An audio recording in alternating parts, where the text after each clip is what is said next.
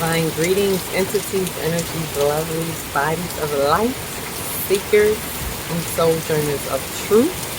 The 144, the chosen of the chosen of the chosen few. I greet you all in the love that lights the truth from my heart to yours. I am Akita Textry. I'm reporting to you live from the fifth 5D consciousness, sharing the good news, bringing you the galactic news that you choose to infuse however you choose to use it. So welcome into the divine energy essence of it all. I'm sitting under the rain. I love rain energy. So I just felt like now was the time to share this information. I haven't done, this is a series. This is about, not a series, but this is about the 10 plus new beginnings, 10 plus 6 new beginnings, which should be a series. I did one last month, did not do one this month, but wanted to share some of that information with you on the 10 plus. So for those who don't know, who did not catch the series, this may be the first time that you're hearing about the 10 plus days of new beginnings. Let me give you a little bit backdrop on what's that about and where we are now. We've just completed it. The 19th is the last day. It's from the 10th through the 19th. So just to give you a little backdrop on it while the rain drops. It started in not December, February from the 10th through the 19th, and it was brought to my attention by a numerologist who does like numerology and star codes. Is Tanya Gabrielle pointed out the numerology of these days, these 10 days from February 10th through the 19th, where when you add up the numbers of those days, the dates in that day, that it equals that day. So on the 10th, if you add up all the numbers, it equals 10. On the 11th, the same thing, and so forth. So we thought that was a one-time thing. But as I looked into it, as I've become accustomed to finding portals and vortexes and things like that, I found it to happen every month. So the following month, March, April, and so on, all the way through the rest of this year, there's this window of what I call new beginnings, because 10 represents new beginnings. It starts on the day, on the 10th of every month, and it lasts for 10 days. From the 10th through the 19th is 10 days. So there's this new beginnings, which is what 10 is about. The 1 and the 0, it's like new beginnings. It comes after 9, which is 9 is the spiritual completion. And after that completion is a new beginning. You start new again. The 1 is starting again. So it's really what 10 signifies is 1 through 9 and starting back again. So new beginnings. And so what happened is on March, if you add up the days from the 10th through the 19th, it's going to equal that day plus 1. And then so on and so on. The next month is that day plus 2. So that brings us all to where we are now, where we are in August, and this cushion of 10 days of new beginnings, it equals that day plus 6. And 6 is a number that has kind of been eluding me. I'm good with all the other numbers, and 6 has always been kind of, what is 6? And I know 6 is something very powerful. I know 6 has to do with, it definitely has to do with something to do with the waters, you know, going under the submission of the waters, being in the womb at that, you know, middle point age. 3 months, 6 months, and 9 months is completion. So when you think about 6 months, it's like in the middle of gestation, and it's being in that womb, it's being within the waters. So coming under the waters, coming under the submission of waters. 6 is also about rebalancing the physical and the spiritual, which we just did last month. I did a series, feel free to check it out. I did one each day, going through those 10 days. I committed to doing that. And 5 was a lot easier to do because I'm all about 5. You know, 5 represents the balance between the physical and spiritual, and I was all for that. And the timing was beautiful as to where Venus and Mars was and all of that. In this regard, in the 6, it's a rebalancing of that. So it's asking us to really look at the integration and the balance between the physical and spiritual. It's asking us to actually level that up, and in a way that it involves submission.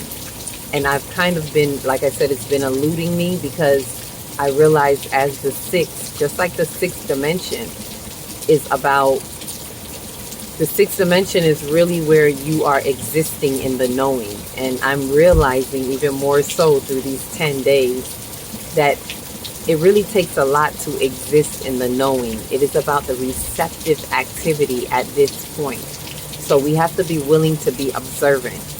Observe what is going on around us. So let's say things have come up to us in the balance between the physical and spiritual. Let's say last month some things has been revealed to us through this 10 plus 5. Now where we are with 10 plus 6, it's given us an opportunity to take what we have seen that we should be balancing, or what we're working on balancing, and now it's time to rebalance it.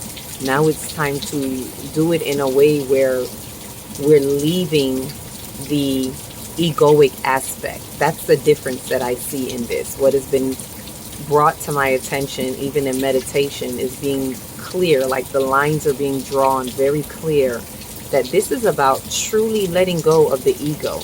And when you think about, even as the chakras, as you go 1, 2, 3, 4, 5, 6, the upper chakras are spiritual. When you get to the 6 right here, it's really about where the duality becomes one.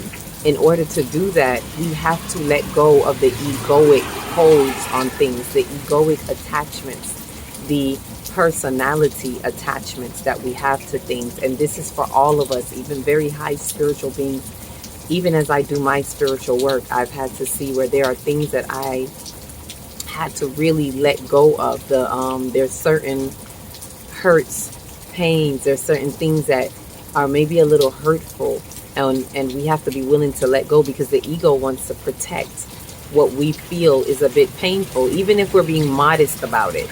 You know, we may not be harboring on it, but even if we're being modest and saying, yeah, okay, that hurts, but I'm not going to let that upset me, that's good. But at the same time, as long as we are aware of that hurt, whether subconsciously, subliminally, subtly, in the lightest way, it prompts the ego to hold on to something. And so that hold makes it harder for you to just exist in the knowing.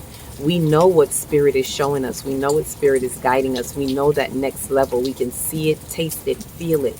However, this level, this 10 plus 6 new beginnings, is really asking us to overstep, to overcome, right? But first, let me say it this way. Before overcoming, it's asking us to stand under, to go under the submission of the waters of truth.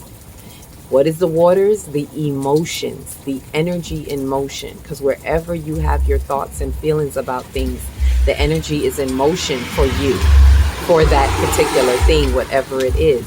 So it's for us to go under the submission of the waters of truth, so that we can stand under those truth principles.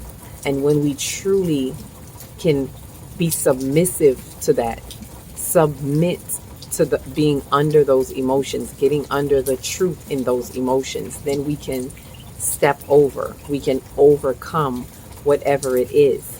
And what I realized too in this process is it's really, as I said, existing in the knowing, receptive activity, which means it's not for us to do anything. We're not in the creative activity where we are doing. We are in the receptive activity where it's like hands off. It's observant, which is bring me back to what the third eye is about, being observant, observing what is and what is around you, being a witness. These are all qualities of the third eye, being a witness of what is. And in that observing state, what I have come to notice is if you just observe, if we just observe what is, we don't have to try to do anything. Just observe the feelings, observe the hurt, observe what it is. And just by watching it, keeping an eye on it, relinquishing while you're watching it, detaching at the same time, detaching from, you won't even really have to do anything to detach. When I say detaching, if you're truly observing it while being submissive, and just submitting under the truth of what is, it'll just start to transform for you. It'll start to fall away. And this is a big hurdle for a lot of us. It's one thing to understand the balance between the physical and spiritual at the level of 5, 10 plus 5. But at 10 plus 6, at the 6th level, at the 6th dimension of it all, we're being asked to move beyond the expressions of experiencing, what is. We're being asked to move a little bit beyond that and go into a complete release, and releasing the resistance of what the ego wants to protect, releasing the restraints that are kind of holding us back a little bit. It's like it's hard to get into truly experiencing the knowing unless we let go of that attachment, the ego that wants to protect something. So we have to ask ourselves in this process, in this 10 days, as we come out of these 10 days, what I realize we want to ask ourselves is, what are we bothered by? What bothers you? What has been hurting you? And we have to be really honest with ourselves. What is that thing? Right? And looking at your heart chakra, because the heart, anahata, means unbothered. But it means it's when we become unbothered by what is actually bothering us, if that makes sense. It is not unbothered as in I'm not bothered by anything. In that sense, it's and lying to yourself about it. Sometimes we're like, oh, that doesn't bother me. That doesn't bother me. And we're not truly being honest with ourselves. But it's about being in a higher vibration, to where whatever it is, you are unbothered, because that higher essence of your heart chakra needs no protection. The anahata doesn't need to be protected. That's the thing. If you're trying to protect something to not be bothered, then that's not the true essence of the heart chakra. And this is where the ego comes in play, because the ego is the one that is going to want to do that is going to want to protect and back it up by any means necessary. So the true essence of anahata is really letting go, being observant, coming up into your higher essence and being observant, so that these things will fall away and you can truly be unbothered. I know it's easier said than done. I'm saying it to you, but I'm speaking to myself at the same time, because this was something I really had to work through these 10 days, and it didn't quite hit me. The fullness of it didn't quite hit me until the end of it. I'm being honest and I'm being transparent, because I too, it was so elusive to me, because what I was facing, there is something there that I realized, ego didn't want to let go. It was trying to protect a hurt. It was trying to control. This is how it came up to me earlier today. We will do two things. There are two things the ego will do. It's one, it's going to try to control the gauge of the hurt, the way it affects us, or it's going to try to numb. We're going to try to numb ourselves by saying this isn't real, or we're going to try to avoid whatever it is because we don't want to feel it. Or we may do both. We may try to control the gauge, and we may try to avoid it.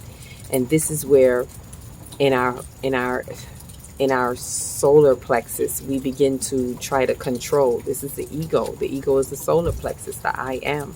This is where we're going to want to try to control how this hurt is coming through the heart, right? So it is only when we work this in the heart, where we have to go up into our higher self, really and truly, for it to really work in the heart. We have to work with our heart and our third eye, really, because we want to get to that point. We have to be observant. And it's when you are observing and witnessing and just existing.